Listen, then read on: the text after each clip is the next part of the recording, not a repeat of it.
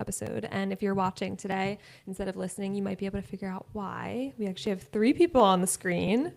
We have our very first guest, Marci Hopkins. Marci is an award-winning TV host, author, motivational speaker, and nationally recognized mental health advocate. As the creator and host of Wake Up with Marci and the award-winning book Chaos to Clarity, Seeing the Signs of Breaking the Cycles, she empowers people to turn pain into purpose through her transformative care method. Named IAOTP's top mental health advocate of 2026, Marci brings honesty, compassion, and real-life tools to every conversation. We are so excited to have you. Welcome, Marci. Thank you so much for being here. Thank you so much for having me. It's awesome to be here. First guest? First guest, very, and very only human. first. How about that? Yes. That's great. It's a long time coming, but we're so excited to have you. And Thank you so much. before we Thank jumped you. on, I'm we were excited. asking Marci where she was joining us from, and she said she's coming to us from Florida. So we are very jealous as Very jealous. me and Jess are in Philly bearing the snow. She's like, nope, none of that down here. I got to tell you, I was on the beach yesterday. I mean, it's crazy Oh my to gosh. think the weather that's happening, around me basically. And because normally Florida is chilly when it's cold, around New York, New Jersey, Philly, but we really were fortunate. Yeah. Yeah, it's so nice. So nice. Just a quick flight, I'm Jess, extremely maybe. jelly. Yeah. Go down there real quick. Come on, come on I over. know. Let's visit. Marci, we are so excited for this conversation. And I just have to say, I personally love your story so much because I love an underdog. I love a comeback story. And I think you are just such a testament that it is never too late to reinvent yourself. You are never too late to your own life. You can change your trajectory at any single moment. And so I recently finished your book, and Thank you. it was really clear to me that you have lived through so much. You endured childhood trauma.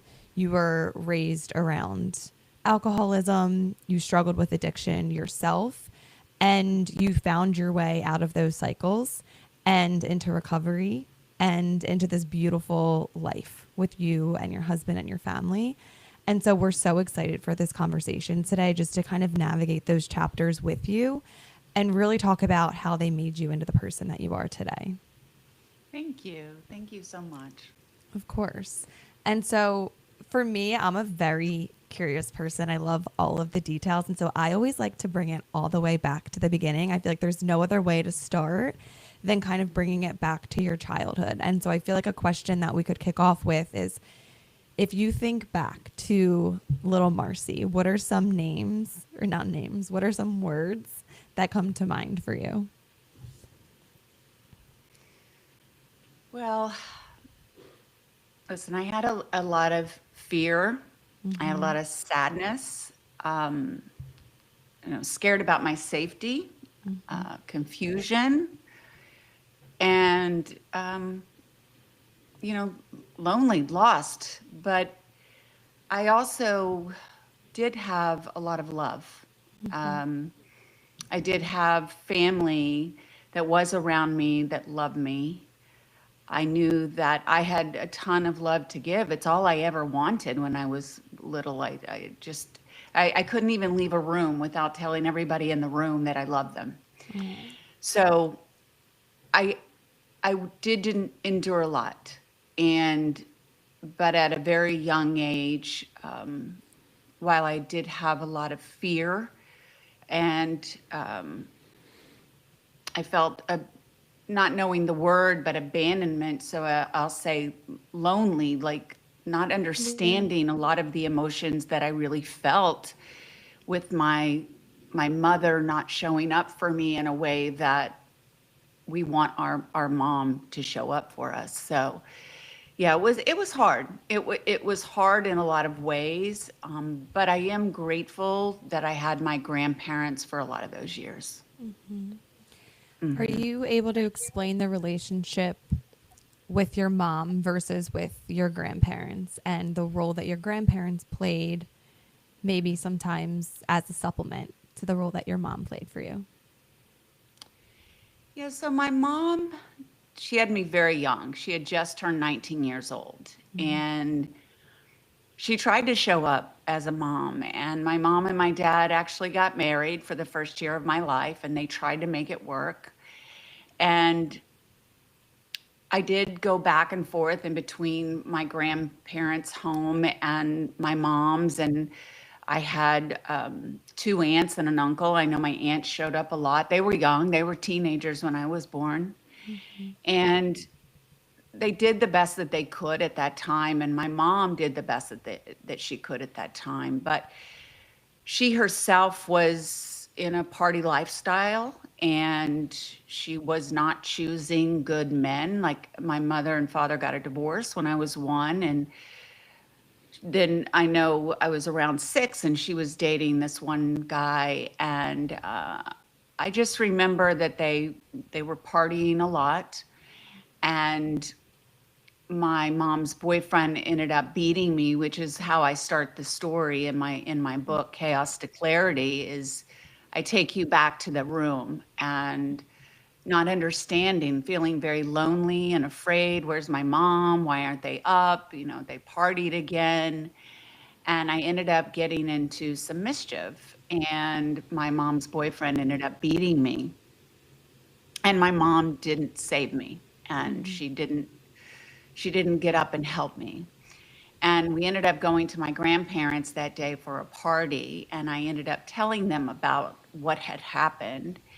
And I was given a choice by my grandmother. I ended up staying there, and they kicked my mom and boyfriend and her boyfriend out of the house. But I was given a very big decision to make at 6 years old. And that was, do you want to live with your grandparents, or do you want to go back with your mother? And as much as I wanted to be with my mother, I didn't feel safe. And that's what we look for when we are little, right? Yeah. And so I ended up staying with my grandparents, and I stayed with them for 6 years. And I was grateful for that. My grandmother was my rock. She was everything to me. She gave me a value system, morals. She took me to church. She did all the things, that a child should do, and involved in a lot, and was in school. But there were hard times also, because my grandfather had an explosive temper. So, each day I would wake up, I didn't know what was going to come of the day. But during that time, I will say I was shuffled in between my mother and my grandparents. I always longed to be with my mother, and for my mom to always play that role that a mom should play. No matter how much my grandmother was there for me and how much I loved her, I always wanted to be with my mother. And that did ultimately happen when I was 12 years old. There were a lot of things that changed in my life at that time. Yeah, Mhm. I feel like there's so much to unpack there, and just the safety of when you're a child, like if you don't feel safe, then your whole world is crumbling and you don't know up from down. And we really look to the people around us and our parental figures to really show us how the world is supposed to be. But I did hear you say that, your mom was really young and she did the best that she could. And I'm just curious how long it took you, or maybe you knew it at the time, to kind of give her that grace that, she was doing the best that she thought she could, and maybe not holding too much resentment towards her for the way that your childhood went. Well, I think, during those younger years, there was a ton of resentment, because once my mother remarried, and I thought I was going to have now this fairy tale family that I had been looking for and wanting, which is the gift that a lot of young people have, a mom and a dad and a safe home. And he had money, so he was able to provide for us in a way that I was very excited about. And but then there was sexual abuse that happened with my stepfather, and my mother knew because I told her a couple of times, and she didn't end up leaving. And so there was a lot of drinking and escaping for me. There was a lot of drinking in my home between my mother and my stepfather. Um, I looked to boys for attention because I thought that, you know, having attention from someone was somebody showing me love. And so while it wasn't positive love, like that it was conditional, right? I give you me because that's what I had to give and be somewhat sexual with them. And then I would get the love back. And I had a lot of pain, failing out of school. I wanted to commit suicide during that time. Um, and then I found a strength inside of me. And maybe a lot of that was just not being at home as much as I could, escaping on the weekends through uh, drinking alcohol. And it wasn't until much, much later in life that I was able to forgive. I always had the hope throughout my entire life up to the time that she died that something would change because it was a long road dealing with her disease of alcoholism, alcohol use disorder. And even when I got sober, hoping for that. And it wasn't until she passed away and I started doing a lot of internal work that I was able to find the real forgiveness for my mother and understand that she did really the best that she could. And I had to do that by separating her from the role as my mother and see her as the woman that she was. Yeah, That's that makes a beautiful. lot of sense. Yeah. I know in the book you mentioned your mom's new husband who you were really excited. You were finally feeling like you were going to get that perfect family. He was a provider, he had money. And I think, you know, while you didn't always feel safe in that relationship, I think your mother and you could appreciate a little bit of security, maybe in a different way. But you really, in great detail, talk about the day that that all came kind of crumbling down when you did experience sexual abuse. And I know this is such a hard topic to talk about, but I think it's really important because I also read a stat that there's, I think, 1 in 3 girls are sexually abused and 1 in 5 boys are sexually abused in their lifetime. And I was just astounded. And while I'm not a mother yet, I know there's a lot of moms in my life, and I would just love to kind of ask you the question of, you know, for the parents listening, are there any warning signs that you wish somebody had noticed in you so that it wasn't something you were battling alone and there was more of an adult that could have been tuned in to protect you? Well, there's multiple things that you can look for. And what's interesting is one may be a, a sad child, and then there's also one that may have a smile on their face all the time because in outside of the home, they're trying to look as if everything's perfect, right? And so for me, I started displaying a lot of sadness, um, and I started rebelling, and I started failing out of school.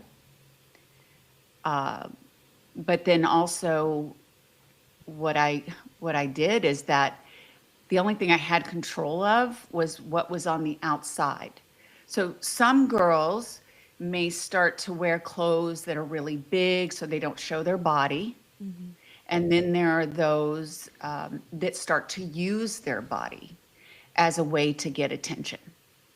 So there's a lot of signs to look for, but there's also signs to look for on the other side as far as who the abuser is. So there is something called grooming. And most times, the abuse happens from someone that is close to you, someone that's close to the family, a coach, a priest, a teacher, a friend, an uncle, a brother, it doesn't matter, but it's someone you usually trust within the family. And if you notice that that person, whoever it may be, is maybe giving a lot more attention to one of the girls or even a boy in the family, that's something to look for. Maybe prioritizing that child, giving gifts to that child, wanting time alone with that child, taking them on special little trips or to ice cream alone, not having anyone else come. There's things to look for because there's that grooming side of it. And for me, I was insecure.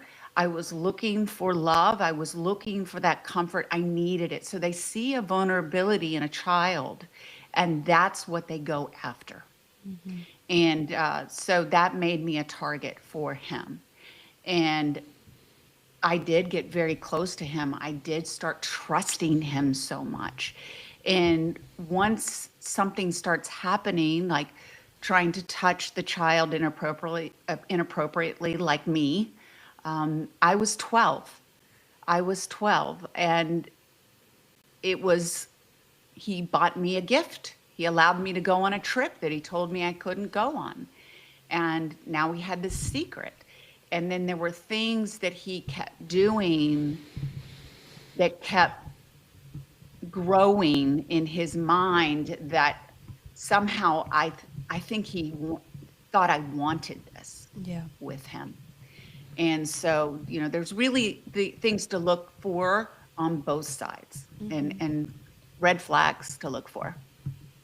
And I even remember in the book you detailed a certain instance where he did claim that you wanted it, right? And that to me was, so jarring to read. When you think about your mom, and I know you brought it to her attention, but it sounds like when you were young, she often placed her romantic relationships ahead of her role of being a mother. Did that have any effect on you and your romantic relationships? I know a couple minutes ago you said that you kind of started to, look for attention and think that that equaled love. But I'm curious, as you got into your adulthood and started having like real romantic relationships, how that might have warped your concept of love. Absolutely. I mean, I looked for, just like my mother, I looked for validation from men, and I was willing to compromise myself to have somebody want to be with me or love me. And I would become a chameleon in anything that you wanted me to be. It also was very normal to have a very dysfunctional relationship. Screaming, physical abuse, excessive drinking, disrespect. There were many things that I would do or I would allow to happen within relationships. And I was mirroring, now that I can look back, exactly what my mother was doing. It was really because we felt like we didn't have anything to offer. And we were willing to do whatever we could to have a man, whether it was good or bad, to want to be with us. And I definitely fell right into the same cycle. Yeah. One of the things that really stood out to me was the idea of the nervous system registering things as safe. And that kind of sounds like what you're describing. And it's this idea that, things that were modeled to us and that are, true in our childhood, whether they're good or bad, they feel familiar, and the brain loves familiarity. And so it sounds like that's a lot of what was going on for you. And how did you kind of decipher what, you truly wanted and what your brain was registering as safe, and then finally get out of that loop? So it is very true. When you grow up in a chaotic life, traumatic life, chaotic life, whatever it may be, even though you may feel that that's not what you want in life, it is absolutely where you are comfortable. And what is interesting through this is that you can get therapy, you can know what has happened in your life, you can know triggers for yourself, but you can't interrupt it unless you truly feel within your body the trust that you can do it, that you can make a move or a change for yourself.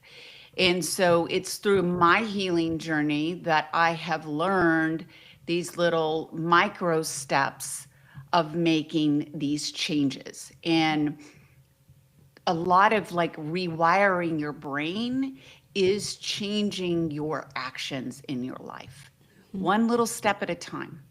These things don't happen overnight. It takes years. It takes years. And so a lot of the things is about changing our behaviors. So for me, yes, I was drinking to cope, and there's a lot of things that we do to cope, right? In negative ways. That's just the symptom. We're using it to mask something bigger that's happening for us. And for me, it was alcohol. It could be drugs for others. That's sleeping pills. It could be food, social media. I mean, comparison, working out. There's a lot of things that we do, and we become obsessed with them, and then they become a very negative factor in our lives. And so once I stopped drinking, I had to start changing a lot of things in my life. So I had to change people, places, and things. I had to change certain patterns in my life. So, say a pattern, right? I used to wake up overwhelmed and think about like what I was going to do to get my kids off and do the work that I needed to do and feel overwhelmed and stressed. Well, today I wake up and now it's connecting to my higher power, meditation, gratitude. So a lot of times, if I'm looking outside of myself for all this validation or continuing that chaos, you can't change that until you go within and you get really quiet with yourself. You become very grateful and you start showing up in a different way. And then there's also different tools that we can use, right? So a little micro step would be breath work to change how we react. So we respond instead of react. We pause, we breathe, we journal, we take a walk. There's multiple things that we can do to change those behaviors. But we have to start doing these like little micro steps, little interrupters that will then start changing the neuroplasticity in our brain. And you're literally rewiring how your brain functions. And then you start changing how you feel about yourself, your confidence, your boundaries, your communication, what you expect of yourself, what you expect of others, and everything in your life begins to change. And there's like this snowball effect, and life gets better and better and better. But it is learning these steps, and it is taking the action daily. It's a necessary to do it daily. Yeah. Me and Jess have recently been on a big Joe Dispenza kick. So we've been like reading his books He's together and like he's huge on like changing your environment to change your actions, to change your behaviors and your thoughts and your habits. And it is one step at a time. And I think that sometimes discourages somebody from embarking on this journey because it's not an overnight fix, instant gratification. It is so much patience and rewiring and unlearning and dedication in order to get to where you want to be. Something that I definitely found in your book, there was a consistent through line of a little bit of like reinvention, I would say. You had a lot of new beginnings, and new beginnings really excited you. Every single time you got, to accept a new job that took you to a new city, like it seemed like that was hope for you, that was like your reinvention. And I guess my question is, first, what do you think is the differentiation between like a reinvention versus running away from something? Because what you just described so beautifully to me is a reinvention and becoming the best version of yourself. What I read in the book almost felt like you were running away from something. And so I'm Yeah. curious if that felt true in your body at the time and how you can kind of put words to that and how it felt in your body. So when you drink a lot of people do this. They change people, places, and things in their lives, circumstances in their lives, and have new beginnings because things crumble, fall apart, and they're very unhappy. And then they think that this change is going to make them happy. So they're always striving for the happiness. So these new beginnings are always going to, this is going to make me happy, right? This new job is going to make me happy. This new house or apartment is going to make me happy. This new relationship is going to make me happy, right? But the reality is that you're always taking yourself with you. And so you're taking your pain, you're taking your disease, you're taking the backpack full of your past, right? And you haven't addressed that. And so if you are making a new change in your life or a new beginning for yourself, you have to ask yourself, like, am I running away from something, or am I doing this to evolve? Is this something that is going to be positive, right? Like that there's something positive happening, and this is the next step to that positive pattern in your life. So it's really like, that's just bottom line, asking yourself, am I running away? And that's what I was always doing. And for me, it was very normal. I felt very uncomfortable. My nervous system, like, literally was on edge all of the time. So I would get, when I was little, I was being moved every 2 years. I was living in a new place. I was going to a new school. I was living with a new person. I was making new friends. So there was always change in my life. So I was very uncomfortable. I didn't know how to have roots. I didn't know how to feel comfortable and calm in one place. And so that is something that I had to learn also, is to be comfortable with that, because you always feel like nothing's safe enough, right? Like, I always got to leave. I always got to move because this isn't going to stay safe for me. And so that was a lot of that for me. And it was always like, with the new job too, like, it was always like, I am not going to be my mom. I'm always going to do better. No matter what, like, I would, if I was going to be the coordinator, I was going to be a manager in a year. And if I was a manager and then now I wanted to move to LA, well, then I had to take a step back, but I got the same amount of money. And I told myself in a year I'd be a manager again, and I was. And then the next year I was the director, and I was moving, moving up. And so it was just always for me this, like, fight, like this, I'm moving, and this is what's going to make me happy. But none of that makes you happy. I don't care how much success you have in your life. That is not what makes you happy. The fulfillment starts within, and then everything else opens up for you. And for me now, I mean, I have turned my pain into purpose. I'm doing what I'm supposed to be doing. And I know we've all heard it. If you are doing something you love, it doesn't feel like work. It's rewarding, right? And so that's really, for me, how it has changed. I still change a lot, but for me, it's about evolution. It's about learning. It's about what's the next step. It's not about running away. I love Yeah. that. I love that you also mentioned kind of the idea of just being able to ask yourself the hard questions and how far that takes you in life. And Carly and I talk about this all the time, and as a lesson that we learned and are continuing to learn about ourselves. And it sounds like, moving around a lot and chasing new opportunities, it sounds like it's all just like kind of a big distraction and not being able to ask yourself those hard questions. When do you think if you can pinpoint a moment or a time in your life, when were you able to actually, like, kind of turn inward and start asking yourself those hard questions? Well, when you've been numbing for a long time, you haven't really ever felt the feelings. I mean, you felt the anger and you felt, all of the resentment and the pain and the sadness.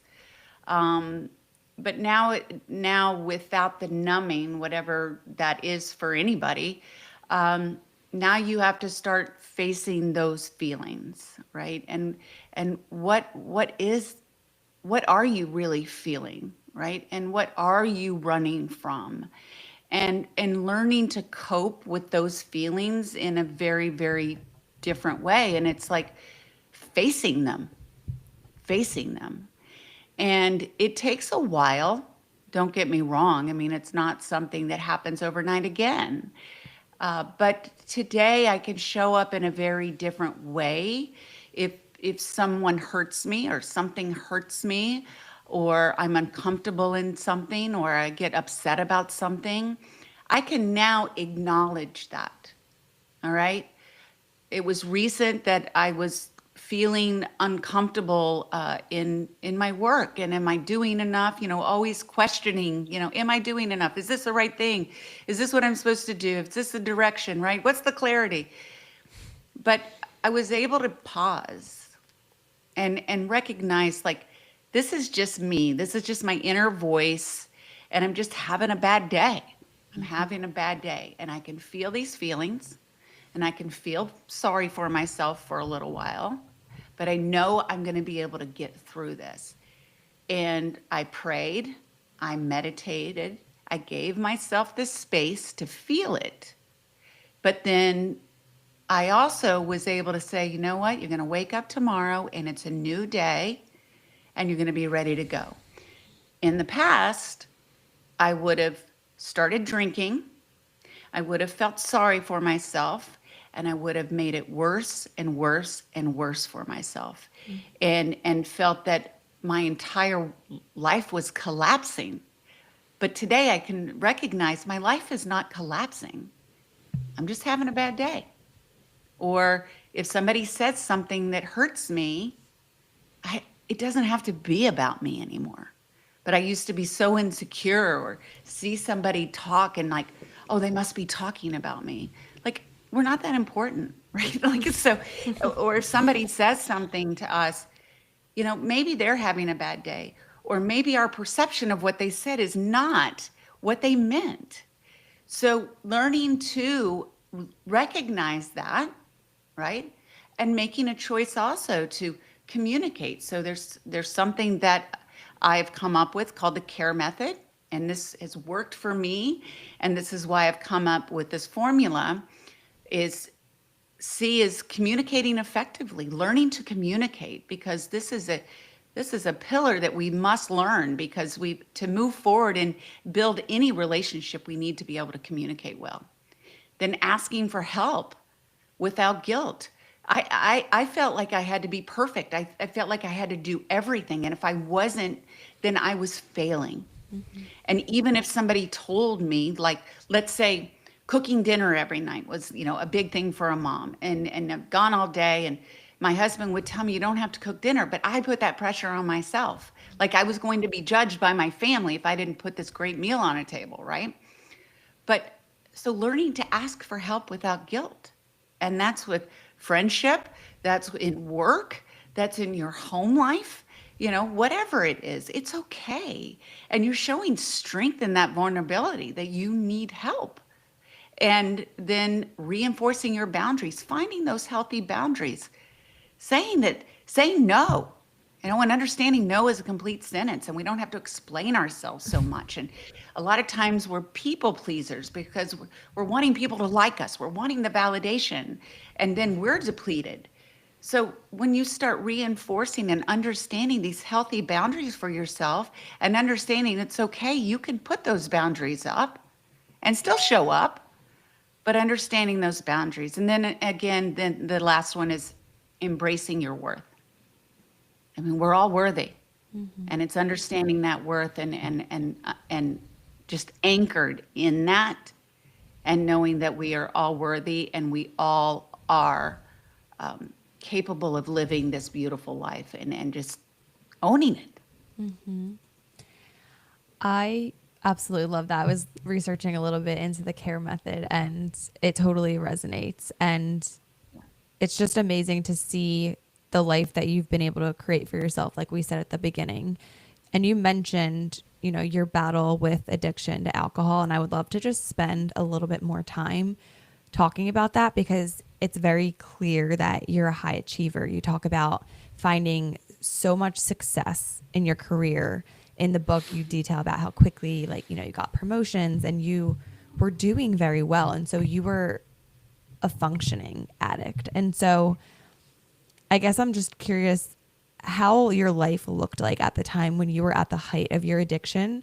And if you almost felt like you were fooling those around you. And maybe that's why it was easier to live the way you did for longer because maybe it wasn't so apparent from the outsider looking in. It's just fascinating because I think when people think about somebody that battles with addiction, they think about this life and it doesn't look like somebody that had the success that you had in the family and, all of the Well, achievements. actually, that's not true, actually. There are very many women and men out there that are doing very well. And I did not think I had a drinking problem because for me, it was very normal to drink every day. That's what I saw. And I wasn't my mom. And it was priority one that I never became my mother. And so for me to have a couple glasses of wine a night was very normal.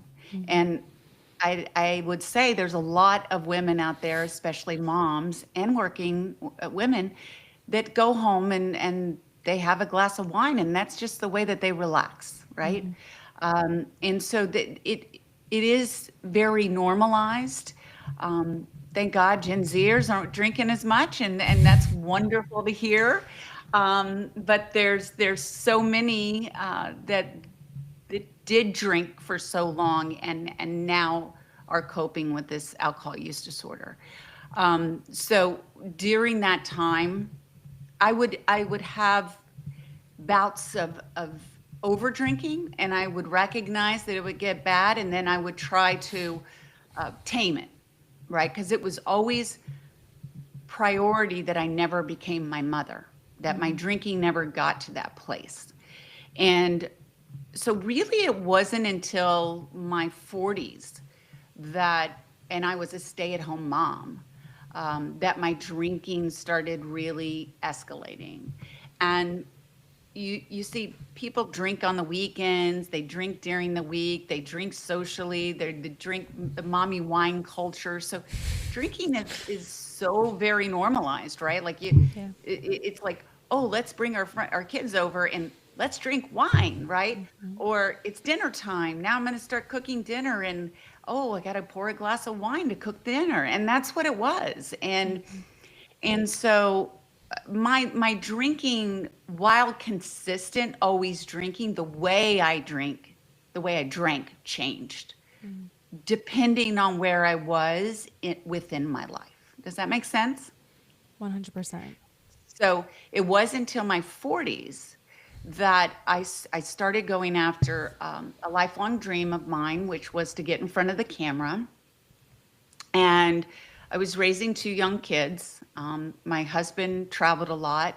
I had a really beautiful life, and from the outside, it's one a lot would envy, and I know this, and but I wasn't capable at that time to recognize what a gift my life was, and really going back to that whole love thing. The only thing that I felt true love was for my children. I mean, that was just, and I knew that I didn't want to be my mom for my kids. And so I didn't want them to feel the abandonment. So now I'm going after this career of getting in front of the camera, and I'm living in New Jersey, having to go into New York.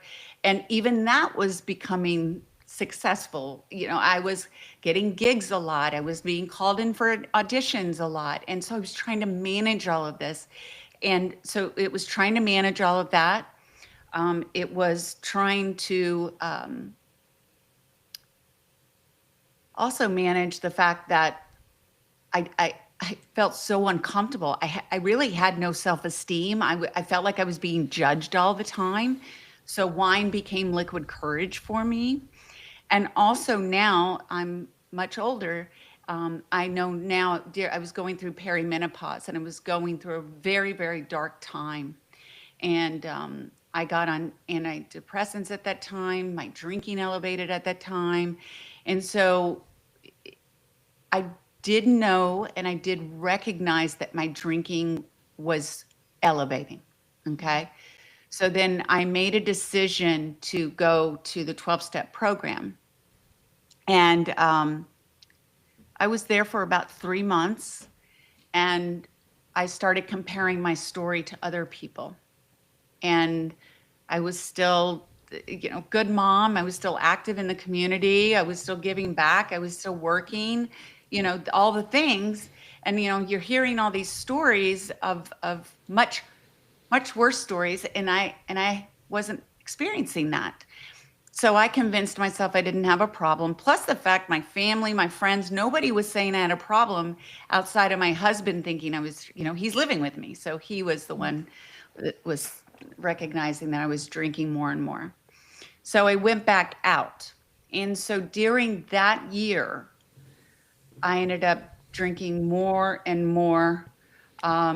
Things got worse for me. And I started hiding my drinking.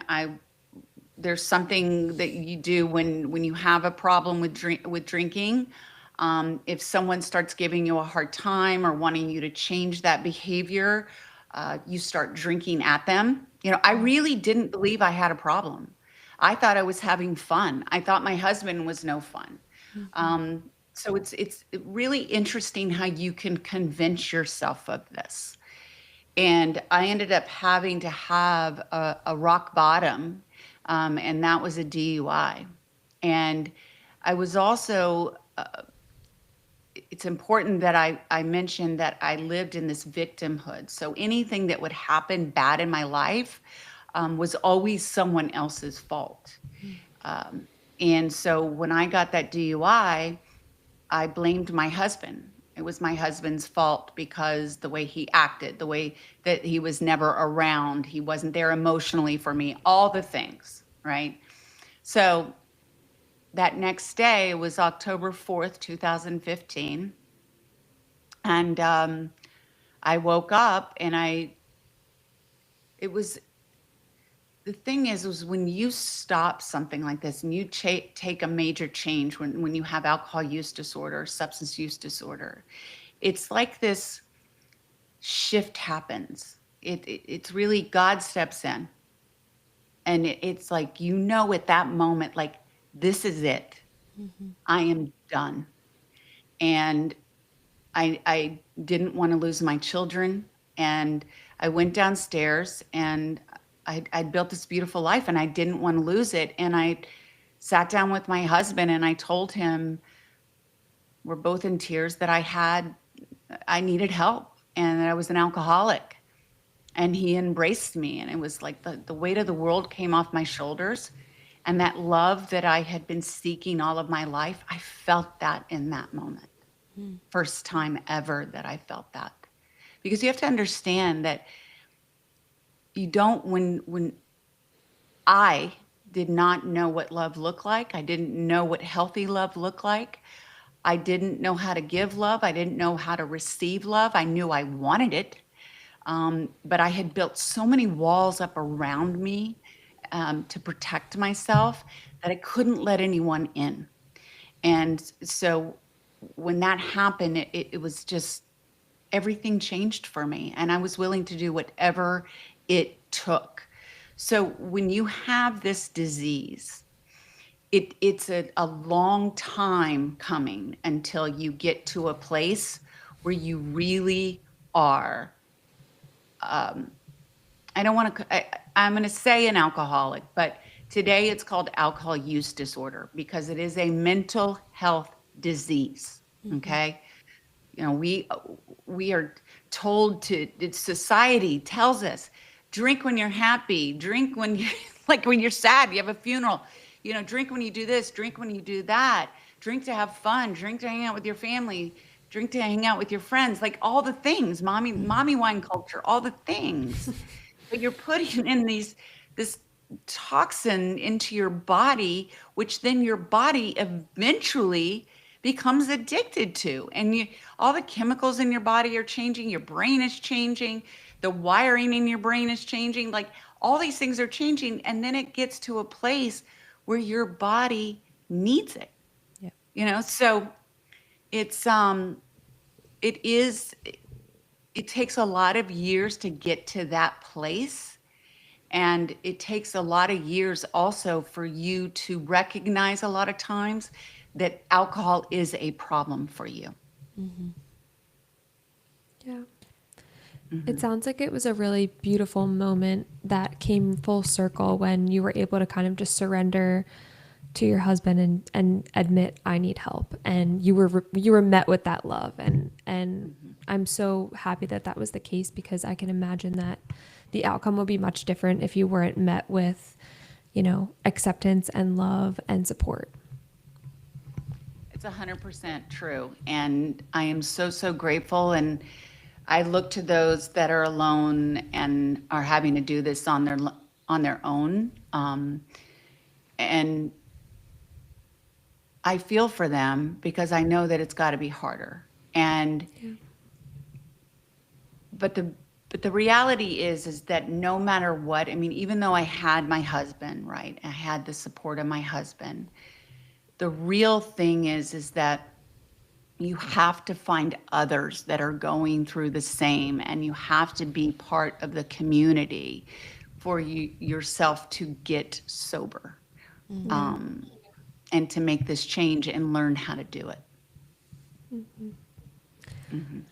And you talked a lot about, for a lot of your life, having that victim mentality. And when you finally, kind of took matters into your own hands and took ownership of what was going on in your life, that I imagine was a very big shift for you. But how did you take that and turn it around into a life that you love now?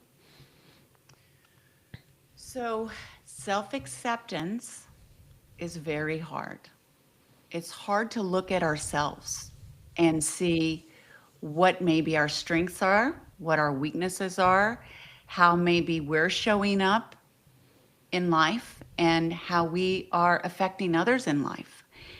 And I had to do a lot of work to recognize my part in creating the destruction of a life, and then also creating the good in my life. And when you have self-acceptance, you can create real change, because the reality is you can't change anyone else. You can't change another person.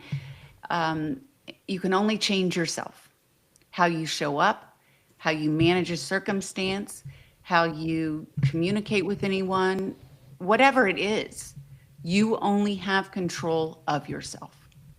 And so that is a huge, huge revelation, and it takes time.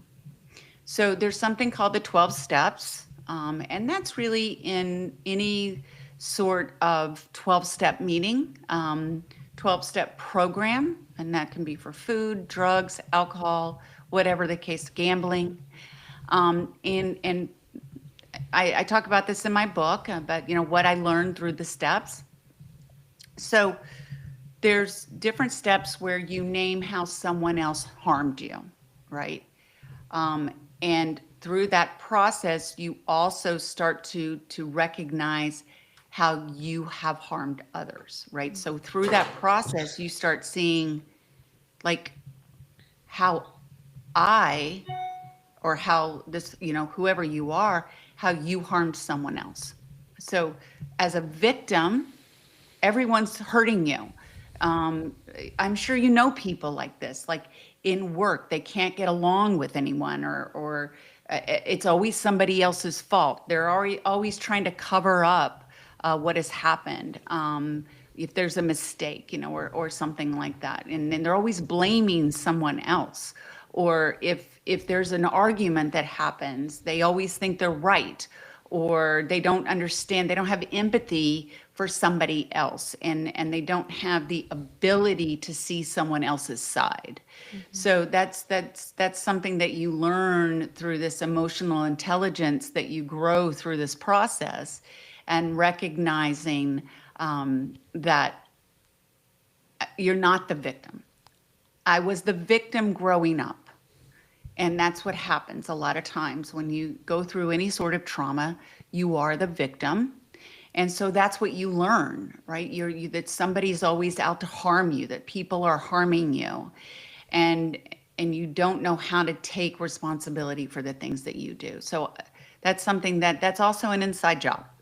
That's something that you recognize. So I'll give you like one through this process, recognizing I was engaged.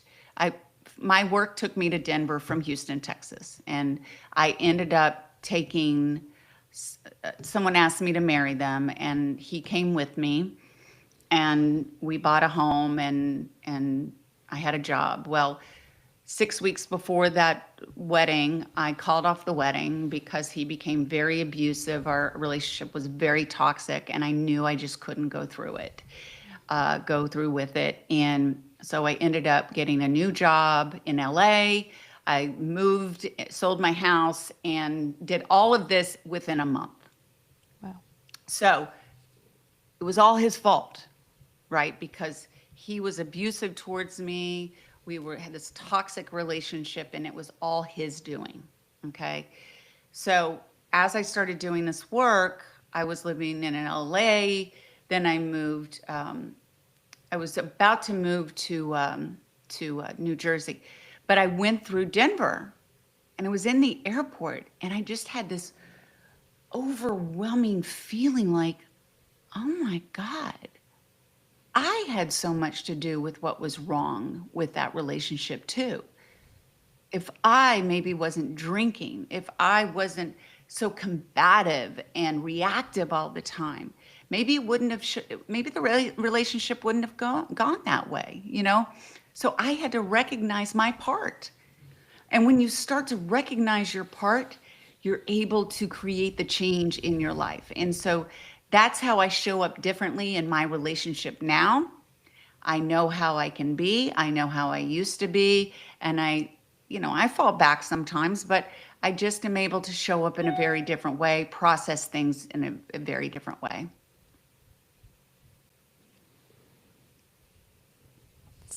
Me and Jess talked about taking pauses sometimes because we like to talk over each other. So that's why we were both just gauging. This is the first time we ever had a guest. So we're trying to be very thoughtful and intentional about not being like the one to always speak up quickly. I love that. And something that really resonated with me in terms of like your growth, along with taking that accountability and that ownership instead of the victimhood, was this notion of getting outside of yourself. And the quote that I wrote down was, giving of yourself allows you to get out of your own head and connect with others. And I just thought that was so beautiful because as even myself, that resonated deeply because I'm 29, I'm single, and I feel like I just live life every single day for myself because I don't have a partner, because I don't have kids.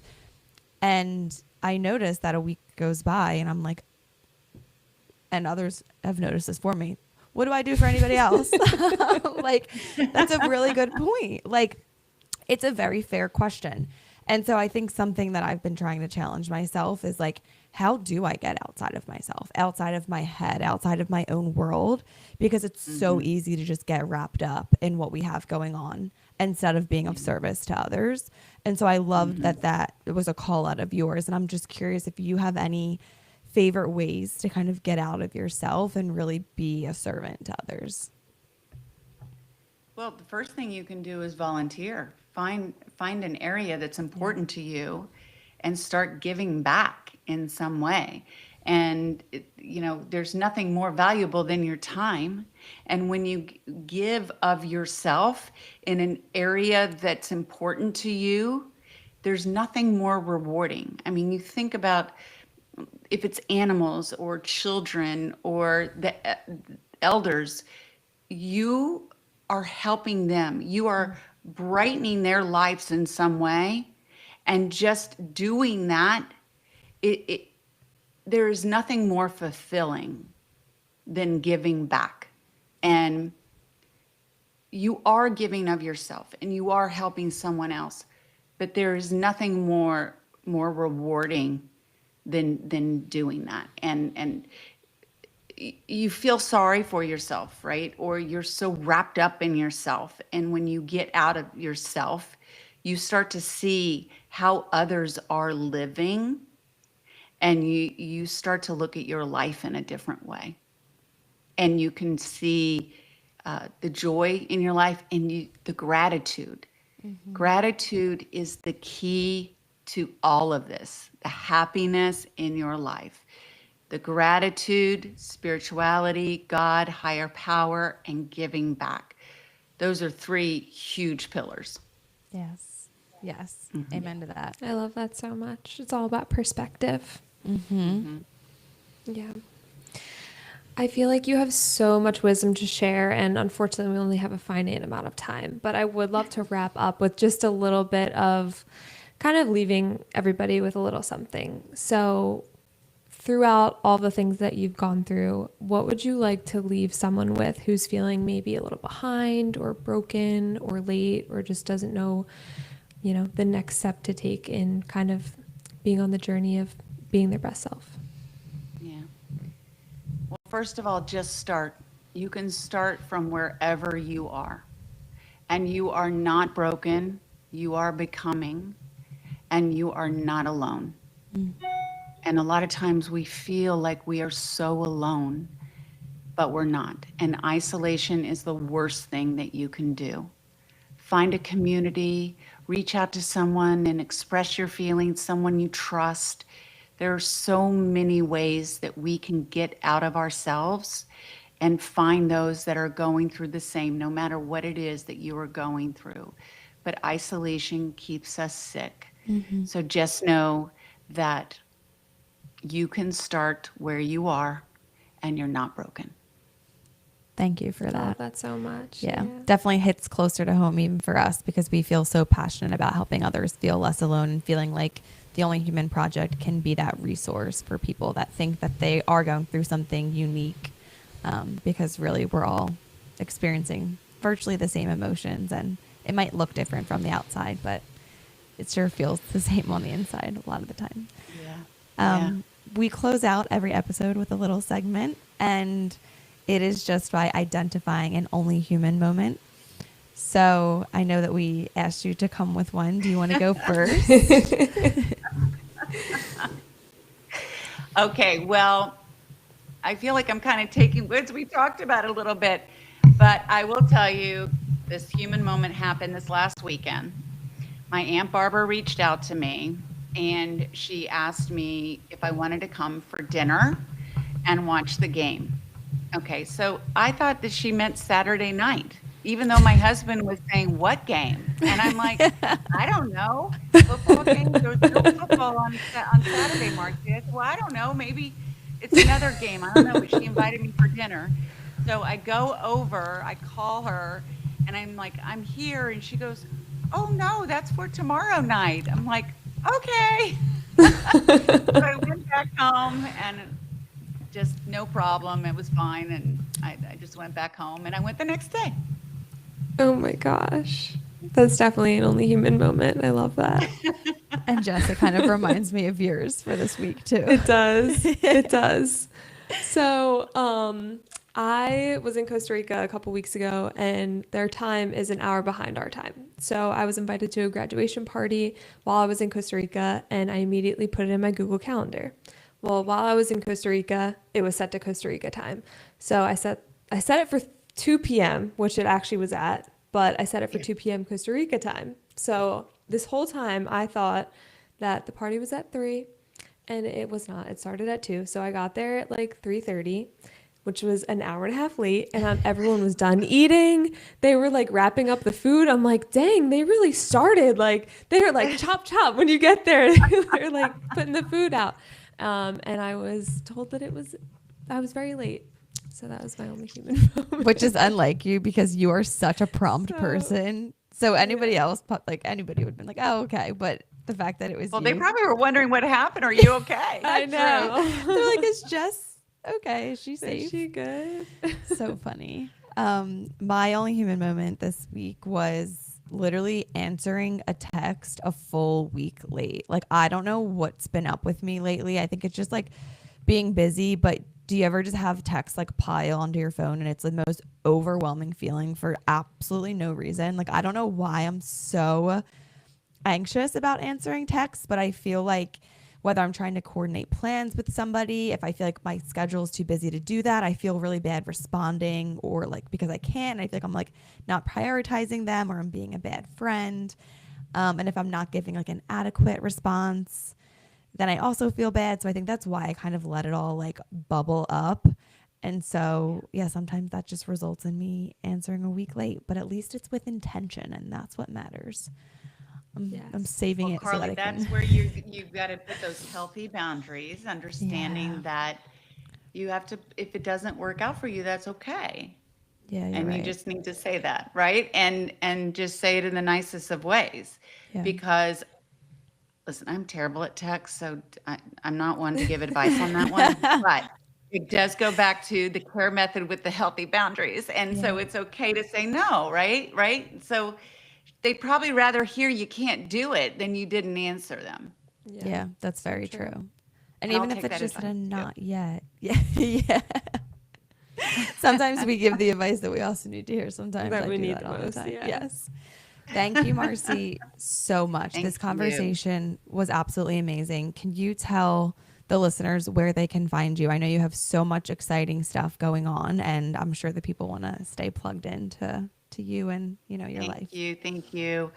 So wakeupwithmarcy.com, everything is there. And I spend most of my time on Instagram at Wake Up with Marcy. Amazing. Thank you. It was Thank so you. nice chatting with you. Thank you so Thanks so much. much, Thank you for Marcy. having me on. And you ladies are amazing. Oh, thank you. Thank you. Have a So great sweet. night. You too. Bye. Bye. Bye.